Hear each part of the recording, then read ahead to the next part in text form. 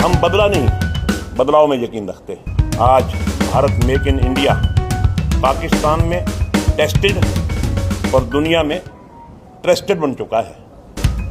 कांग्रेस के राज में इंदिरा से लेकर मनमोहन तक सिर्फ गरीबी हटाओ के नारे दिए जाते थे कि मोदी सरकार ने 27 करोड़ से ज़्यादा लोगों को गरीबी रेखा से बाहर निकाला है।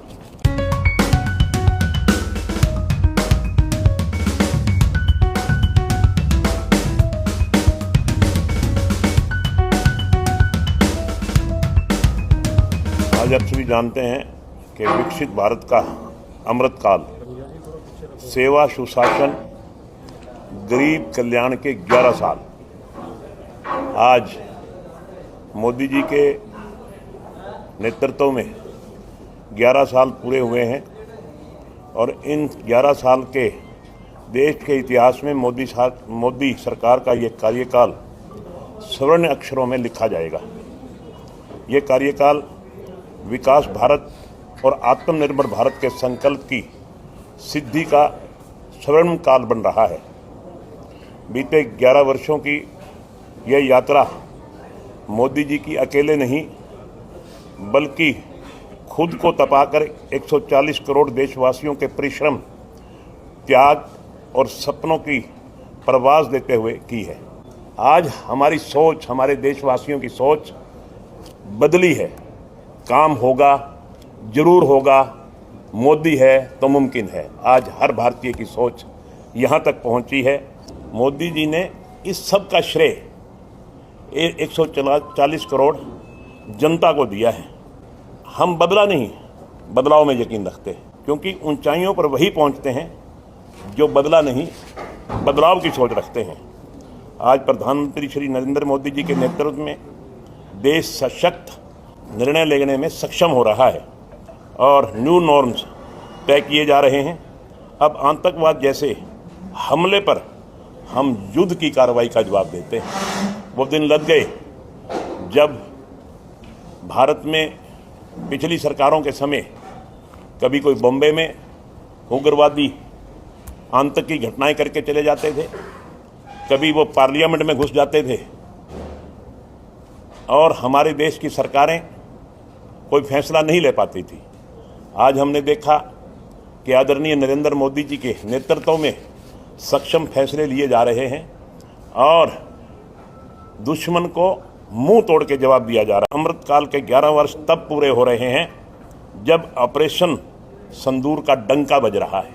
आज Bharat make in India Pakistan में टेस्टेड और दुनिया में ट्रस्टेड बन चुका है।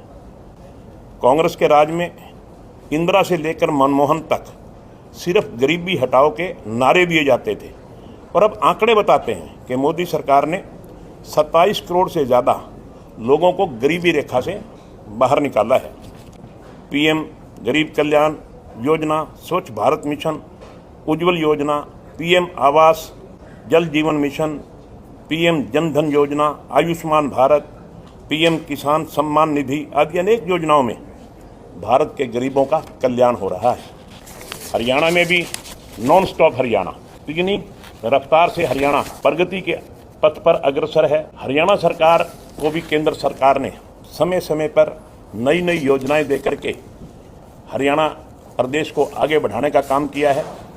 पीएम आवास योजना शहरी के तहत 1.15 लाख यानी कि 1,15,000 घर स्वीकृत किए गए थे और फरवरी 2025 तक 69,776 घर बनाए गए हैं कि आज हरियाणा एक ऐसा राज्य बन चुका है कि जो हर घर में नल और नल में जल देने का काम हमारी सरकार ने। वृद्धावस्था सम्मान भत्ता वो 1,000 रुपया था, आज हमारी सरकार 3,000 रुपया वृद्धावस्था सम्मान भत्ता दे रही है। तकनीकी दृष्टि में हमने कहाँ चंद्रयान और कहाँ हमने जाके वर्ल्ड में अपना नाम रोशन किया है। आज हमारी सैन्य शक्ति को दुनिया ने स्वीकारा है। मैं भी कह रहा था, पाकिस्तान ने तो भुगता है और दुनिया ने उसको मानना है। सपना था कि उन्होंने गरीब कल्याण के लिए काम करना है, साथ साथ उन्होंने किसानों के लिए भी शपथ ली हुई थी, जिसको उन्होंने अपने 11 वर्षों में अनेक काम किए। साथ में महिलाओं की दशा को लेकर जो महिलाओं की स्थिति में सुधार करने की बात है, उनको सुरक्षा मुहैया कराने की बात है, आत्मनिर्भर बनाने की बात है, उस और भी कुछ कदम उठाए हैं। मैं बहुत प्रमुख कार्य जो उनके हैं वो आपके समक्ष रखना चाहूँगी। सबसे पहला था लिंग अनुपात में कमी। हरियाणा उसमें नंबर 1 था, आप सभी जानते हैं। और जब से 2014 से माननीय नरेंद्र मोदी जी की सरकार आई, तब से लिंग अनुपात के लिए जो विशेषकर काम हुआ उसमें आज बढ़ोतरी हुई है। और भारत में आज लिंग अनुपात में अगर हम देखते हैं तो महिलाओं की संख्या प्रति 1000 पुरुषों पर 1020 तक भी कहीं कहीं पहुंच चुकी है, जो बहुत ही काबिले तारीफ बात है।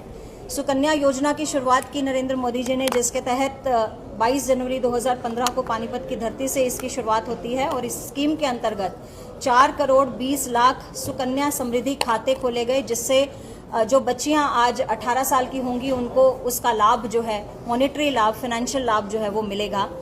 मृत्यु दर में महिलाओं की और कन्याओं की मृत्यु दर में आज कमी आई है 2014 से लेकर 2025 तक के सफर में। और महिलाओं को उद्यमी योजना के साथ जोड़ने के साथ साथ देश भर की गरीब महिलाओं को, जैसा कि अभी विधायक जी ने भी बताया कि लखपति दीदी बनाने का काम किया, अपने 10 वर्षों के कार्यकाल में 2 लाख महिलाओं को लखपति दीदी बनाया। और अब जो तीसरी टर्म है इसमें 1 लाख और महिलाओं को लखपति दीदी बनाने की बात है। रक्षा सेवाओं में महिलाओं को विशेषकर ध्यान दिया जो है अनुमति दी। सैनिक स्कूल्स में महिलाओं के लिए आरक्षण रखा गया और महिलाओं की संख्या को बढ़ाया गया। सशस्त्र बलों में एनडीए में भी महिलाओं की उम्मीदवारी को बढ़ाया गया। आज हमारी कार्यकाल में जम्मू कश्मीर में पहली बार जो एलओसी है, जो लाइन ऑफ कंट्रोल है, उस पर महिला जो है वो राइफलधारी महिलाओं सैनिकों की नियुक्ति की गई। ऐसा दृश्य पहले की सरकारों के समय में ना किसी सरकार ने सोचा था और ना ही कोई सोच सकता था। नहीं, ऐसा कुछ नहीं है कि सरल पोर्टल काबू नहीं किया जा रहा। कई प्रकार टेक्निकल काम में दिक्कतें आती हैं, उन दिक्कत में हो सकता है कोई दिक्कत आई हो, नहीं तो कोई विशेष। आज भी दिक्कत चल रही है सर, पिछले कई दिनों से लगातार चल रही है। देखिए, जब भी आप कोई नई तकनीक शुरू करेंगे तो उसमें शुरू में दिक्कतों का सामना करना पड़ता है। आप कोई भी काम करके देख लीजिए, एक बार दिक्कतों का सामना करना पड़ता है। जब वो सारा कुछ लाइन पे आ जाता है तो उसका फ़ायदा भी बहुत ज़्यादा होता है। निश्चित तौर पे उसका फ़ायदा हमारे देश और प्रदेश की जनता को मिलेगा।